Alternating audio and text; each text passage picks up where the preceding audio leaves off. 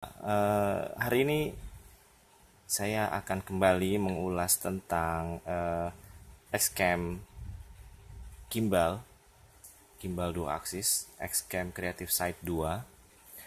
Eh, Masih mengenai hal yang sama, unit alat yang sama, tapi kali ini tentang penggunaannya, ya penggunaannya aja sih. Jadi eh, bagaimana cara menggunakannya? Ya kalau dibilang tutorial ya mungkin bisa juga dibilang begitu, tapi kecil-kecilan aja lah ya. Oke, sekarang kita lihat langsung aja ya. Ini kita lihat unitnya di sini dalam keadaan off atau keadaan mati. Dalam keadaan seperti ini, kalau bisa sih jangan dihidupin ya, karena takutnya ada pergerakan-pergerakan di apa namanya di aksis-aksisnya ini, malah nanti kan ini kan dia terkunci di sini, nanti malah takutnya jadi rusak gitu loh. Jadi lebih baik kita buka dulu aja sebelum kita hidupkan. Nah, seperti ini posisinya atau bentuknya ketika sudah dibuka dari eh, keadaan terkunci. Kemudian di sini ada penjepit. Nah, ini untuk handphonenya ada di sini nanti.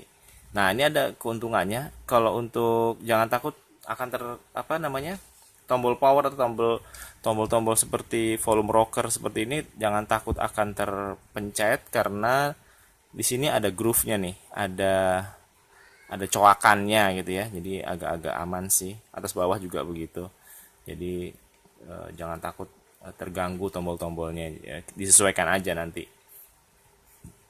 Kemudian kalau nggak ada handphonenya juga, dia ketika dihidupkan dia akan kasih indikasi aja bergetar-bergetar gitu ya. Jadi eh, mungkin sebagai alert gitu ya, bahwa ini nggak ada handphonenya gitu, jadi nggak ada beban di sini, sehingga dia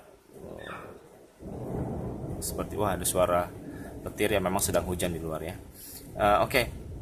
Kemudian di sini juga ada tanda tanda panah ke atas ya, indikator untuk menghadap ke atas seperti ini. Kemudian kita coba pasang teleponnya ya. Kita pasang teleponnya, kemudian menurut buku petunjuknya atau menurut kartu petunjuknya yang ada di boxnya kemarin, ini posisinya diseimbangkan. Jadi kiri kanan ini kalau bisa sih dalam keadaan seimbang, jangan ngampleh kiri gini atau kanan gini ya. Bahasanya ngampleh itu kayak bahasa zaman kapan gitu.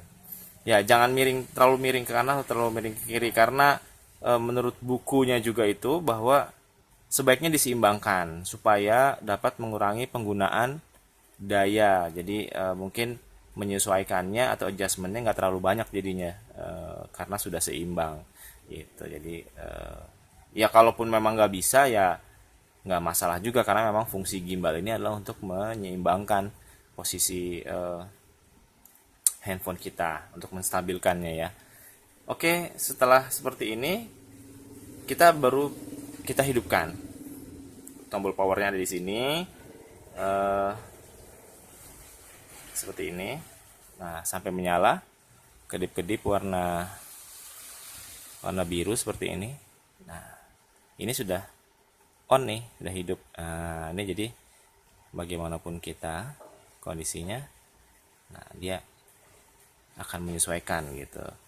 Untuk posisi apa ini, gerakan vertikal itu terbatas ya. Ini terbatas. Ini nggak sampai 90 derajat. Jadi nah, dia terbatas seperti ini. Ke bawahnya juga terbatas. Jadi nggak usah terlalu ekstrim untuk gerakan-gerakannya. Kalau untuk aksis horizontalnya, dia cukup jauh gerakannya ya. Jadi eh, masih aman ya, ini cukup jauh juga nih, sampai di sini. Nah, ini masih bisa nih sampai sini. Jadi kalau kita mau ngambil videonya seperti ini, posisinya masih mungkin. Kemudian ada apa lagi sih selain menstabilkan, dia bisa tilting semacam ini. tilt down atau tilt up. Tilt down dan tilt up. Nah, ini ada fitur ini ada bisa dioperasikan dari tombol ini. Nah, ini ada up and down. Jadi dia tombol ke atas ke bawah gitu. Bisa untuk menggerakkan seperti tadi. Nah, ini ada lubang charger naik USB biasa seperti handphone. Tahu bulat lewat. Ya, iklan ya. Jadi itu aja sih sebenarnya fitur-fitur dasarnya. Jadi dan cara menggunakannya juga tidak sulit. Kemudian fitur lainnya adalah Bluetooth ya. Xcam Sight 2 ini bisa dikoneksikan dengan handphone untuk pengambilan gambar dengan Bluetooth. Cuman sayangnya saat ini saya nggak bisa demonstrasikan koneksi Bluetooth-nya. Ya sebenarnya sih seperti kita mengkoneksikan dengan headphone, dengan earphone atau dengan speaker seperti itu aja. Jadi nggak sulit sebenarnya. Cuman saya nggak tahu kenapa handphone ini nggak bisa. Mungkin karena tergolong Android lama ya, jadul gitu dan low end, jadi dia nggak menyediakan fitur koneksi secara Bluetooth gitu untuk alat-alat seperti ini. Jadi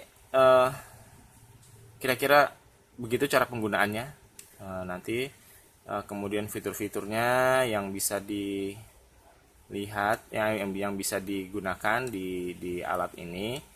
Jadi tidak perlu beli yang mahal-mahal banget kayaknya sih ya, kalau untuk sekedar penggunaan biasa, nggak untuk bikin film maksudnya gitu ya, untuk bikin footage keluarga, liburan, bikin vlog, kayaknya ini cukup deh gitu ya, ini cukup kayaknya. Jadi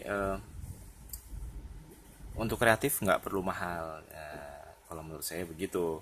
Jadi ini cukup lah ya, kalau untuk saya juga. Mudah-mudahan ini bisa dipakai untuk kebetulan kita mau jalan-jalan juga, kita mau ada acara-acara, ini bisa dipakai. Jadi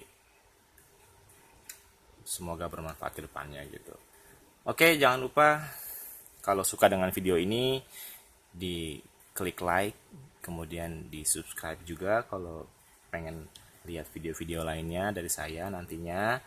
Dan kalau misalnya ada pertanyaan mengenai Xcam Sight 2 ini, boleh nanti komentar ya, isi di komentar, saya akan jawab sebisa saya. Nah, karena saya juga pengguna baru untuk alat ini begitu. Oke, saya rasa cukup. Kita matikan dulu, baru kita lepas ya. Nah, seperti itu. Kemudian kita tutup dan kita tutup kembali. Kita akhiri sampai di sini. Sampai jumpa di video-video saya yang berikutnya, mungkin dengan alat-alat yang baru atau gadget-gadget yang baru yang lainnya. Oke, terima kasih, sampai jumpa.